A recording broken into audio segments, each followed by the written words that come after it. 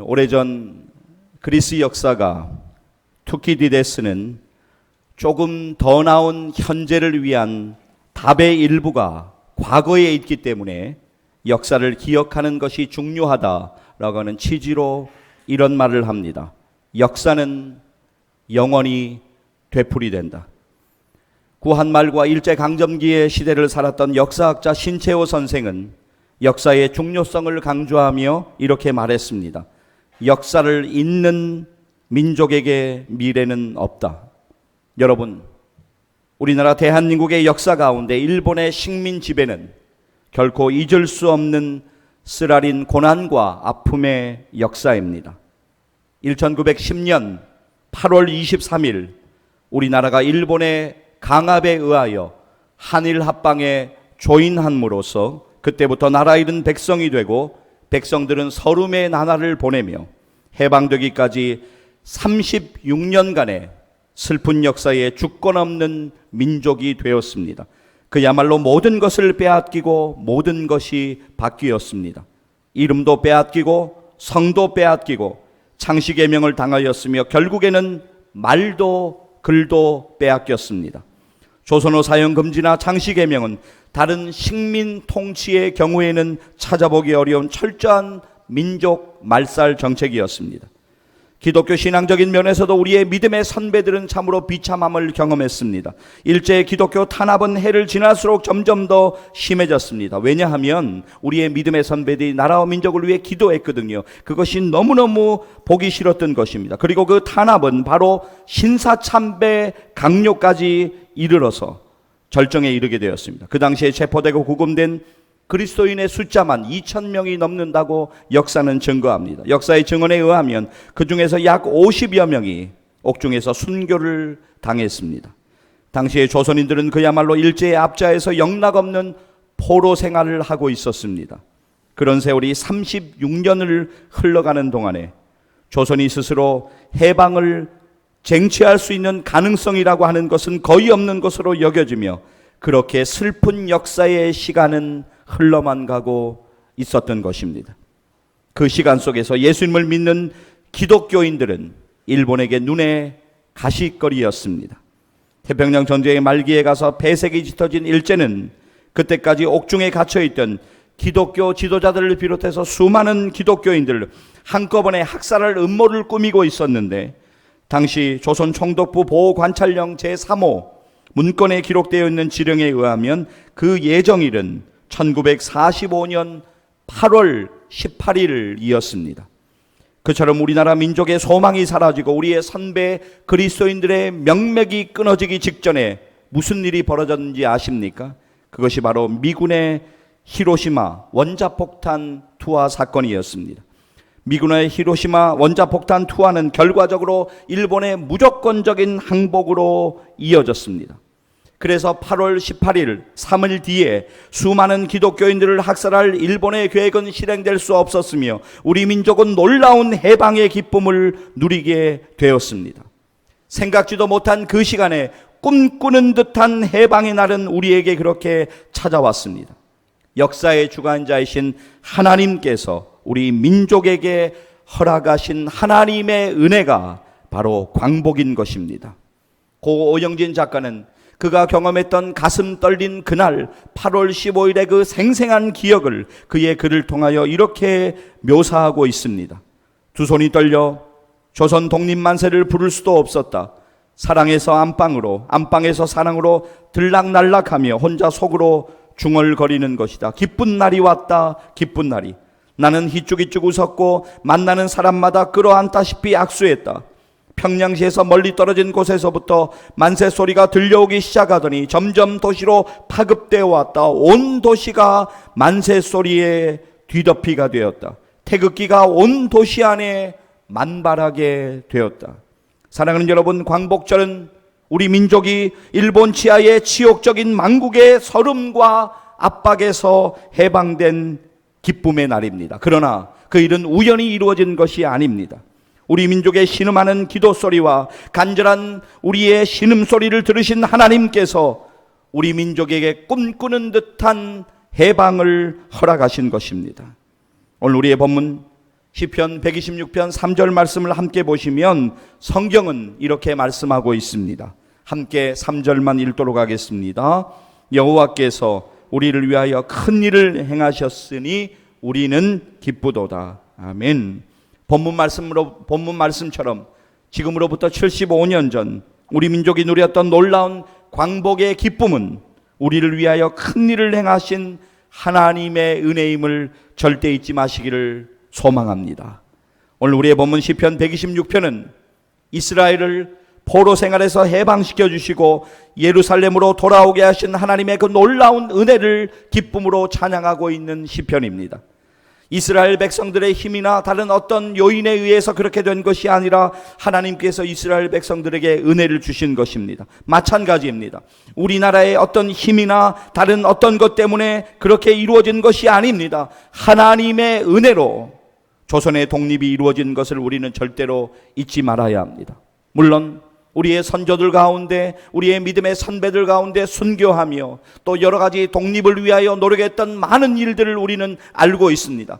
그러나 그들도 하나님의 도구로 사용되어서 하나님의 여러 가지의 모든 일들 가운데 하나님의 도구가 되었던 것입니다. 궁극적으로 우리가 광복을 맞이한 것은 오늘 2020년 8월에 이렇게 우리가 함께 하나님 앞에 예배드릴 수 있는 은혜를 누리는 것은 모든 것이 하나님의 은혜인 것을 기억하시기를 바랍니다.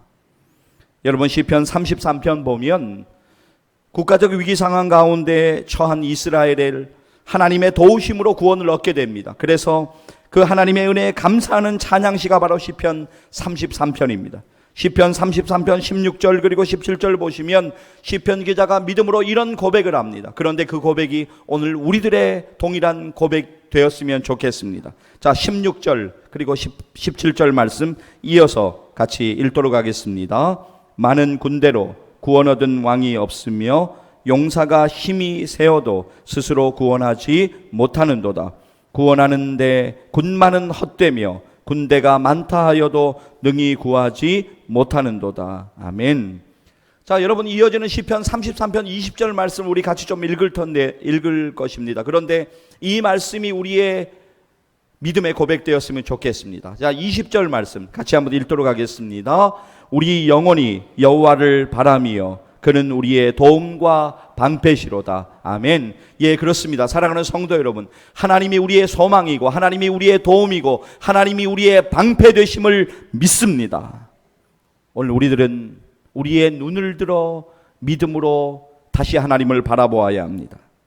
여러분, 인간 역사에 수많은 사건들이 있지만 그 모든 일은 우연히 된 것이 없습니다. 물론 우리가 다 이해할 수 없는 많은 역사적 사건들도 분명하게 존재하지만, 그러나 역사의 주관자이신 하나님의 심오한 섭리 안에서 이루어져 간다고 하는 것입니다. 역사적으로 보면 하나님의 백성 이스라엘이 강대국 바벨론에게 침략을 당해서 완전하게 망해버립니다. 망해도 그렇게 망할 수가 없습니다. BC 587년 수도인 예루살렘은 함락되고 백성들은 모두 바벨론의 노예로 끌려가게 됩니다. 이것을 우리는 바벨론 유수라고 그렇게 이야기합니다. 정치, 경제, 사회적으로 돌이킬 수 없을 만큼 완전하게 철저하게 망했을 뿐만이 아니라 영적으로도 또 종교적으로도 완전하게 무너집니다. 희망이 보이질 않습니다. 그렇게 살아가던 어느 날 이스라엘이 꿈꾸지도 못했던 일이 그들 가운데 일어납니다. 그날을 보면서 시편 기자는 이렇게 이야기합니다. 오늘 우리의 본문 1절과 2절 말씀 우리 같이 한번 읽도록 하겠습니다. 여호와께서 시온의 포로를 돌려보내실 때 우리는 꿈꾸는 것 같았도다. 그때 우리 입에는 웃음이 가득하고 우리 혀에는 찬양이 찼었도다. 그때 문나라 가운데서 말하기를 여호와께서 그들을 위하여 큰 일을 행하셨다 하였도다. 아멘. 꿈꾸지도 못했던 일이 하나님의 은혜로 그들 앞에 일어납니다.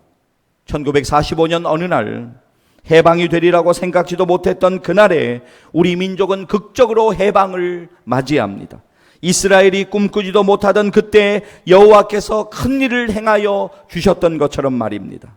여러분 2절의 뒷부분을 보게 되면 그때 그래서 이스라엘의 그런 모습을 보고 다른 민족들이 하나님께서 여호와께서 그들을 위하여 큰 일을 행하셨다 그렇게 증언하고 있습니다.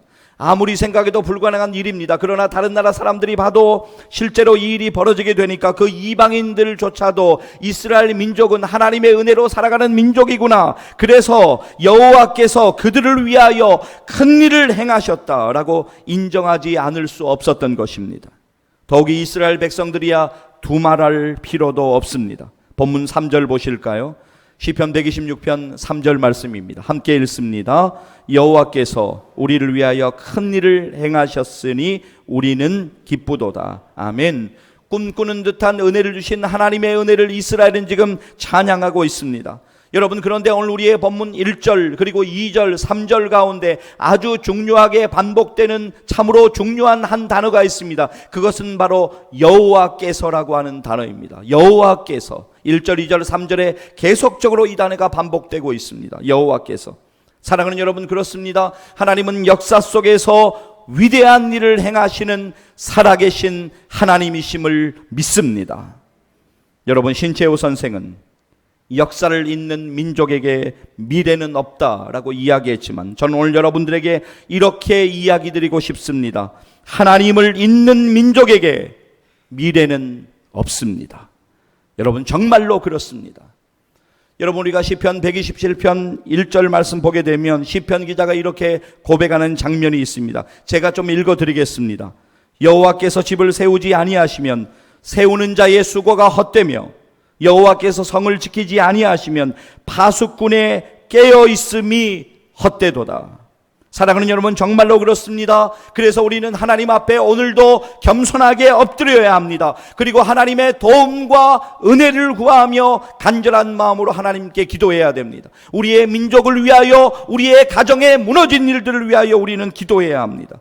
오늘 우리가 할 일이 있습니다. 말씀을 듣고 할 일이 있습니다. 그것은 우리의 사랑하는 조국 대한민국을 위해서, 그리고 우리가 살고 있는 이 땅을 위하여 간절히 기도하는 일이 우리에게 필요합니다.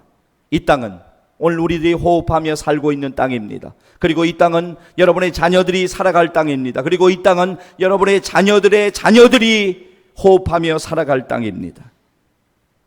여러분, 해방을 맞이한 이후에 얼마 지나지 않아서 우리는 6.25 전쟁의 아픔을 경험합니다. 그뿐만이 아닙니다. 우리 민족은 역사의 격동기를 지나면서 많은 혼란도 경험했습니다. 그러나 하나님이 우리와 함께 하셨고 오늘까지 우리 민족을 여기까지 인도하셨습니다. 가만히 멈추어 서서 오늘 우리나라의 모습들 들여다보면, 둘러보면 답답한 일들도 참 많이 있습니다. 인정합니다.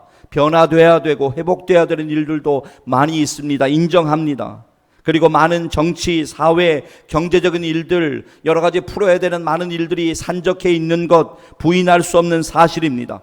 그러나 사랑하는 여러분, 1945년 해방 이후에 우리 민족 가운데 하나님께서 허락하신 수많은 은혜를 오늘 우리는 기억해야 합니다. 우리의 소망은 하나님의 은혜입니다. 그리고 우리의 소망은 하나님의 일하심입니다. 오늘의 현실만 바라보지 마십시오. 우리나라에 답답한 모습들이 있습니까? 그러면 그것을 바라보고 어려운 마음을 가지는 대신에 우리가 할 일이 있습니다. 우리의 민족을 위하여, 우리가 살아가는 이 땅을 위하여 역사의 주인이신 하나님께 기도하는 것입니다. 기도해야 합니다. 우리의 신앙의 선배들이 일제 식민지하에서 나라를 위하여 순교하며 목숨 걸고 간절히 부르짖으며 기도했듯이, 신앙을 지켰듯이 우리들도 순교의 신앙으로 역사의 주인 되시는 하나님께 우리의 민족의 운명을 놓고 맡기며 기도해야 될 줄로 믿습니다. 하나님께서 우리를 불쌍히 여겨주셔야 됩니다. 여러분, 정말로 그렇습니다. 우리나라 이래저래 좋은 일들도 많이 있다고 하고 앞으로 또 해야 될 일들도 많이 있겠습니다만은, 그러나 우리나라 가운데 하나님의 은혜가 떠나가면 우리나라 아무것도 아닙니다. 우리를 불쌍히 여겨주시고 하나님께서 은혜 주시기를 위해서 우리는 간절히 기도해야만 되는 것입니다.